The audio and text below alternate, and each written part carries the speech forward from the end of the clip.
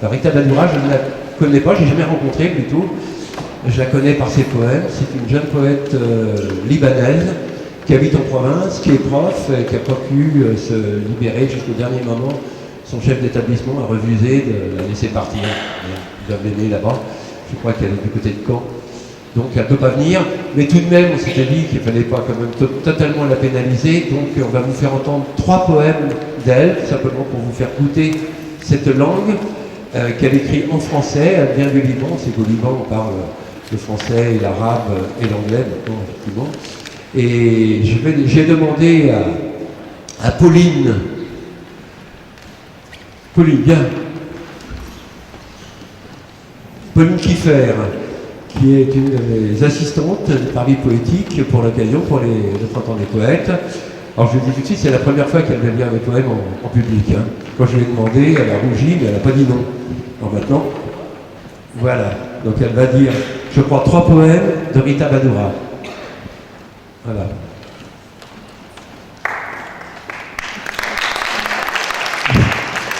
On peut dire après.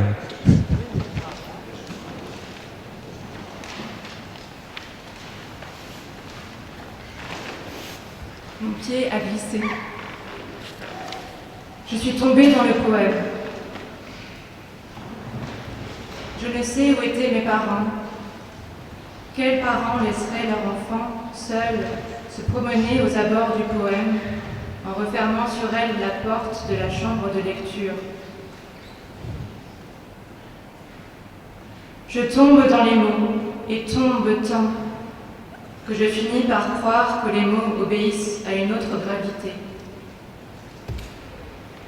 et qu'on ne peut s'en valoir ou s'y maintenir, car ils tombent et tombent le long de ma gorge des livres durant. Ce poème qui tombe, où je tombe, je ne sais pas l'écrire, ni dire l'éternité que passent mes parents à attendre de l'autre côté du poème.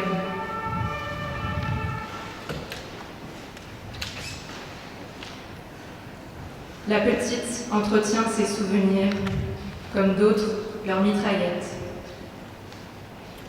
Elle les terre à l'approche de l'ennemi, dans l'eau, sous le sable, ou les brandit fièrement, les oublie là, puis les lance en plein air, des centaines par minute, le visage noué par l'attention. Aucun des paysages que nous traversons n'intéresse. Elle serre la crosse férocement contre elle, enivrée des clichés qui criblent son cerveau.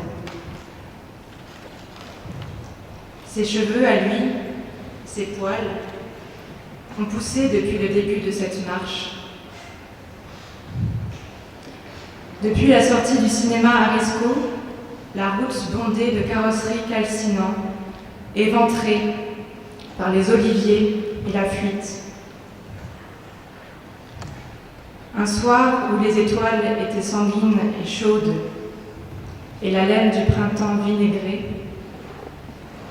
les têtes de l'esclave d'un coup effondrées du haut des étagères de l'épicerie. Leur neige fouette avril.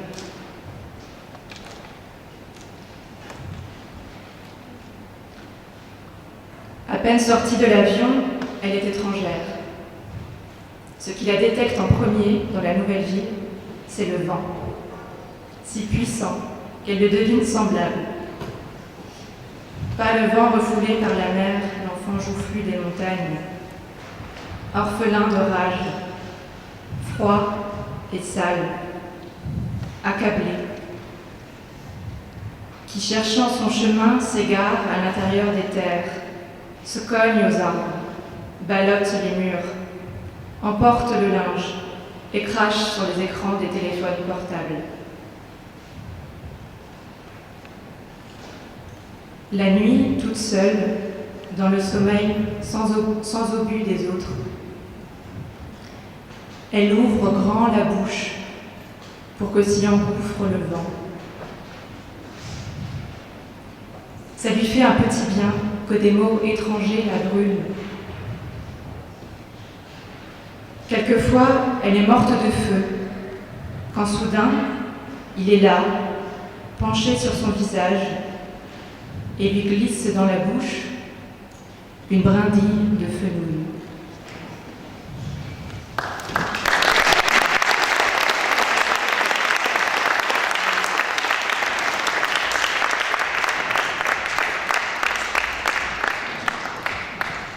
Il est né à Nice le 5 août 1968. À 4h30 du matin, c'était un lundi, autant dire qu'il fallait tout de suite se mettre au boulot. Convaincu d'être français jusqu'à ses 15 ans, il se découvre italien le jour où il déménage à Rome avec sa famille. Il s'installe à Bruxelles en 87, fonde en 89 Maelstrom, projet multi-artistique et multimédia. Tu es directeur de la revue et de la collection Maelstrom, et qui sont transformés en maison d'édition, qui est scénariste, cofondateur du réseau Réévolution Poétique avec Laurence Ferlinghetti, Alejandro Jodorowsky et Antonio Berlotti, c'est bien ça? Bertoli. Tu as longtemps travaillé dans le secteur sans-abri à Bruxelles, comme éducateur de nuit et comme responsable du projet Espace de parole pour sans-abri. En 2007, tu as créé le Festival, qui est le Festival international de poésie à Bruxelles, et tu deviens directeur de la Maison de la Poésie d'Amet et des éditions L'Arbre à Parole.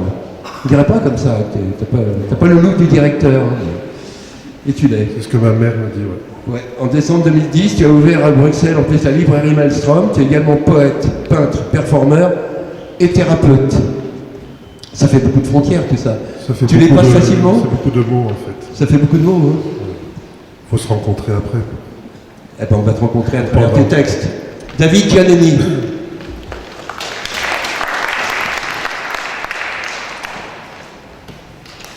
Alors, pour le choix de texte, je suis parti, j'ai hésité longtemps de lire des textes en italien, en araméen, en anglais ou en français. Je vais vous lire en français aujourd'hui. Et je suis parti de cette phrase citée dans l'invitation qui est « Mon corps est fait du bruit des autres ». On a évoqué nos partenaires de réévolution poétique, donc je vais... Il arrive. Je vais donc dire un texte, lire plutôt, deux textes. Les deux sont liés à l'une des personnes évoquées par Marc, Antonio Bertoli, qui était, parce qu'il a quitté ce plan-ci de l'existence le 24 octobre 2015, qui était le co-créateur du festival, des Booklegs, quelque part de Maelstrom Réévolution. Pour ceux qui auraient zoné à Florence dans la fin des années 90, il avait créé la librairie maison d'édition City Lights à Florence. Il avait donc édité en italien tous les auteurs beatniks que l'on puisse connaître et imaginer. Donc Anne Wogman, Jack Hirschman, John Giorno, Eddie Sanders, etc., Ferlinghetti évidemment. Il a convaincu Alexandre Jodorowsky de publier sa poésie, parce que jusque-là il n'avait pas voulu la publier. Et donc, la précipitation de sa disparition, c'était 2 mois et demi. Le 24 octobre et les jours qui ont suivi, j'ai perdu la parole, sauf, comme ça arrive hein, dans ces situations-là parfois. Donc on n'arrive plus à parler. Et le 12 novembre, j'ai pu recommencer à parler en écrivant ce texte et en venant à Paris 3 heures après. Le lendemain soir, nous vivions le 13 novembre très oyé que nous tous connaissons. Donc je me suis retu quelques jours. Et le deuxième texte sera un texte coécrit avec Antonio Bertoli. Être entre le silence, la parole qui sort mal et peu, qui reste calée là au milieu, bouger tout doucement, le plancher comme socle, les pas comme traces, la direction est la même que celle que l'âne poursuit sous le vol du rapace. Ne rien négliger qui ne soit nécessaire, ne rien nécessiter qui soit inutile, ne pas faire du bruit le royaume. Ne pas croire que la mort avale. Bénir, toi, vivant. Se rappeler des incendies que les arbres 1000 saisons ont épousés. Je n'oublie rien de toi, toi en moi et toi à côté. Toi, lumière, tu t'élargis. Plus encore, tu susurres ici et déjà tu couvres la distance pour être chez elle, puis chez lui, et elle, lui encore, et d'autres infinis. Quand tes mots me viennent, mes dents s'ouvrent. Son véritable surgit, rien n'est mécanique, si ce n'est ce qui nous tente.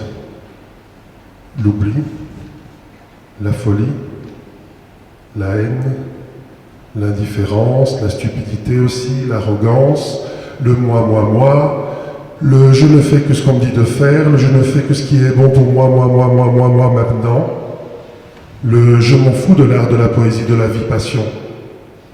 L'amoureux aime. Depuis, je suis plus seul. Je ne suis pas moi. Je me dresse. Je coupe. J'inspire. J'expire. Doucement. Ouvrir le sourire.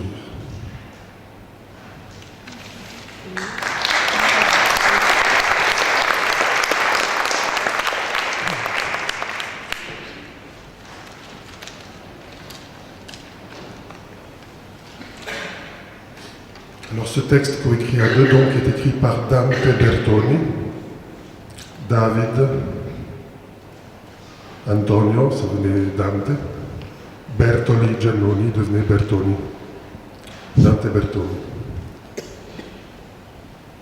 Et commence le clip de la journée avec sa poussière coulée et l'encre de son journal, qui comme toujours goûte la saleté. Mots, images, titres qui volettent jusqu'au miroir de la salle de bain, avec une procession de messieurs-dames, de nains et de monstres, science et culture de bois. Donnez-moi à nouveau la lumière et la nuit, pensez à Saint-Homme, parce que le jour le plus noir est proche, parce qu'aujourd'hui le soleil est vêtu de lune et la lune a le visage si petit. Donnez-moi à nouveau la lumière de la nuit, pensez ce Saint-Homme, pendant que le monde chante l'hymne à l'argent par le cri noir et sale de ce matin. Un café à la main et la laine pesante, un prêtre, père, papa, patron, sorti d'un rêve castrant, commence à parler avec beaucoup d'énergie et dit « Occultez », il dit, « Occultez votre poésie. Elle est encombrante, inutile, vivante. Elle vous tourmente l'âme et le corps, vous rapproche de Dieu, Allah, Shiva. Occultez votre poésie. Que les clochards et les artistes soient emprisonnés, qu'ils soient décentrés les toits et le papier, les importuns. Occultez votre poésie pour mieux et plus la cacher. Nous pouvons vous procurer un compte en banque, un diplôme, un travail et plus encore. Occulter votre poésie et participer à la démocratie.